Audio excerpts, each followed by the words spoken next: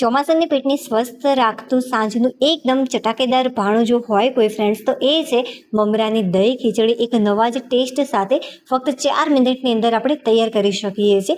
તો ચાલો ફટાફટ બનાવવાની શરૂઆત કરી દઈએ. મેં આનો ટેસ્ટ કર્યો, ખરેખર લાજવાબ બનીને તૈયાર થઈ છે. તો આ રેસીપી બનાવવા માટે સૌથી પહેલાં 2 વાટકી જેટલા મમરાને પાણીની મદદથી તમારે આ રીતે સાફ કરી દેવાના છે. ડાયરેક્ટ મેં પાણીની અંદર જ આને ઉમેર્યા છે. હવે બસ આ રીતે આપણે કોઈ પણ કાણાવાળા વાસણની અંદર મૂકી દઈશું કે જેથી પાણી દૂર થઈ જાય. હવે 5 વાટકી જેટલું આપણે દહીં એડ કરીશું અને તેની અંદર 4 થી 5 ચમચી જેટલું પાણી એડ કરી મિક્સ કરી ઢાંકણ ઢાંકી સાઈડમાં મૂકી દઈએ. હવે એક વાટકીની અંદર 4 ચમચી જેટલો ગોળ, 1 ચમચી જેટલું કાશ્મીરી લાલ મરચું પાવડર, 5 ચમચી જેટલી હળદર, 2 ચમચી જેટલો ધાણા પાવડર લઈશું અને થોડું પાણી એડ કરવાનું છે 5 વાટકી જેટલું. હવે બધા જ મસાલા સારી રીતે એકવાર મિક્સ કરી લઈશું. સરસ મજાનો ચટપટો મસાલો બનીને તૈયાર થઈ ગયો છે.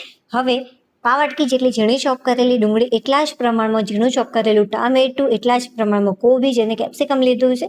તમને જે પણ શાકભાજી પસંદ હોય એ તમે તમારી રીતે આની અંદર ઉમેરી શકો છો. બધા જ શાકભાજી બહુ જ સરસ લાગતા હોય છે આ રેસીપીની અંદર.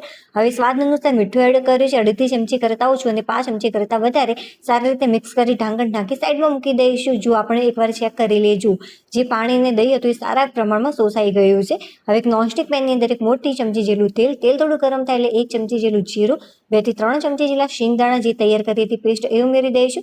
શિંગદાણા થોડા કૂક થઈ જાય ત્યારબાદ હવે મસાલાવાળી વાટકીમાં થોડું પાણી ઉમેરી અને આની અંદર એડ કરી દઈશું 4 થી 5 ચમચી જેટલું. સારી રીતે એકવાર મિક્સ કર્યા બાદ જે શાકભાજી આપણે મીઠાવાળા કરીને રાખ્યા હતા એ ઉમેરી એકવાર મિક્સ કરી લઈશું. હવે ઢાંકણ ઢાંકી 1 મિનિટ માટે તમારે કૂક કરવાનું છે અને ઢાંકણ ખોલી જે ગેસની ફ્લેમ છે એકદમ ફાસ્ટ કરી દેવાની અને ફાસ્ટ ફ્લેમ ઉપર રસો થોડો ઘટ થાય ત્યાં સુધી તમારે કૂક કરવાનું. લાસ્ટમાં આપણે થોડોક પાવભાજીનો મસાલો અને ગરમ મસાલો એડ કરીશું. આ ટોટલી ઓપ્શનલ છે.